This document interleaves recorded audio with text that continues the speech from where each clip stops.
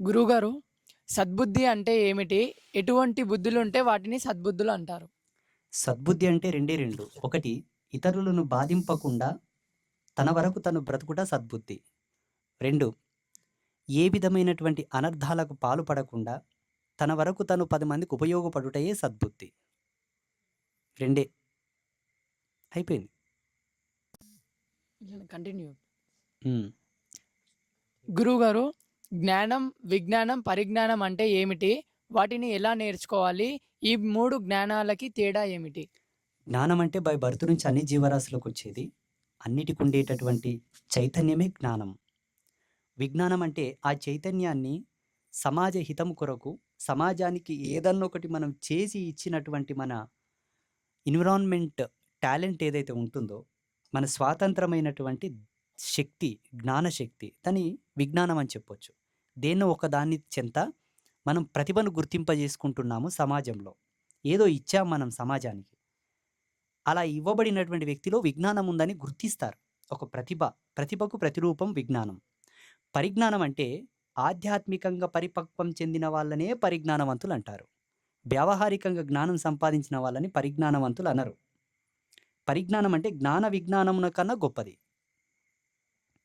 జ్ఞానం అందరిలో ఉంటుంది స్వామి. పిచ్చోడిలో కూడా జ్ఞానం ఉంటుంది. కుక్కలో జ్ఞానం ఉంటుంది, నక్కలో జ్ఞానం ఉంటుంది. కుక్కలో, పిల్లిలో, పందిలో ఉండే జ్ఞానం వాటి జ్ఞానం.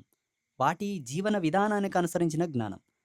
ఏదన్నా ఒకటి కనిపెట్టాలంటే అది కేవలం మానవుడికే సాధ్యం. ఇప్పుడు ఈ కెమెరా, ఫోన్, స్టాండ్, ఈ దీపపు కుందులు అవన్నీ, మీరు ధరించిన వస్త్రములు, ఇదంతా విజ్ఞానం. ఉన్న వస్తువుని ఒక 10 రకాలుగా అభివృద్ధి చెందింపజేస్తూ 10 పనులకు ఉపయోగపడే విధంగా మార్చేటటువంటి టెక్నాలజీ ఏదైతుందో, ఆ బుద్ధి, ఆ వికాసం, ఆ దాన్నే విజ్ఞానం అంటారు. కానీ పరిజ్ఞానం అది కాదు. పరిజ్ఞానం 1000 విజ్ఞానాలతో సమానం. అది కేవలం ఆధ్యాత్మికవాదులకే సంబంధించినటువంటి బిరుదు. ఈ విజ్ఞానవంతుల కన్నా, జ్ఞానవంతుల కన్నా వీళ్ళు శ్రేష్ఠులు. ఇప్పుడు విజ్ఞానం గొప్పదే. కానీ నీ విజ్ఞానం వల్ల సమాజంలో ఎంతోమంది నష్టపోతున్నారు. అది గుర్తుంచుకోండి. కానీ ఆధ్యాత్మికవాదులు కనిపెట్టినటువంటి వాటి మీద, వాటి ద్వారా ఎవరు కూడా ఇబ్బంది పడ్డట్ల దాఖలాలు లేవు. లేవు ఇంతవరకు. ఇంకా సమాజం సుసంపన్నమై శ్రేయో మార్గంలో నడుస్తుందనడానికి నేను 100 కారణాలు చూపిస్తా. అది పరిజ్ఞానం. జ్ఞానం, విజ్ఞానం, పరిజ్ఞానం. ఈ మూడింటికి వ్యత్యాసం ఇదే.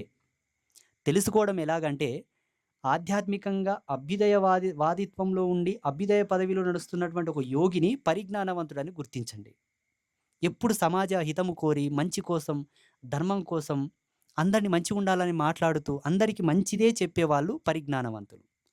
విజ్ఞానవంతులు అంటే డాక్టర్లు, సైంటిస్టులు, పాలిటెక్నిక్ చేసి ఏమంటారు మీరు, జాబ్ చేస్తారు కదా, సాఫ్ట్వేర్, హార్డ్వేర్, వీళ్ళంతా టెక్నాలజీస్, వీళ్ళందరూ కూడా విజ్ఞానవంతులే.